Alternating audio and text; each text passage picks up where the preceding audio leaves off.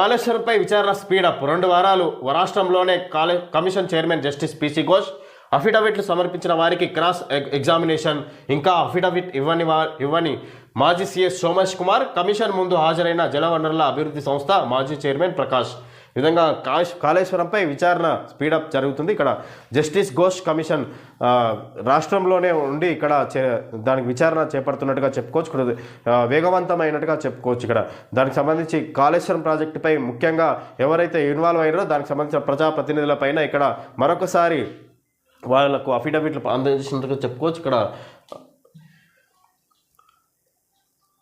Cross examination జరిపి ఇక్కడ ఈ విధంగా చర్యలు తీసుకునే అవకాశం ఏర్పాటు చేస్తున్నట్టుగా మనం తెలుసుకోవచ్చు. ఫ్యూచర్ సిటీకి ఎయిర్పోర్ట్ నుంచి మెట్రో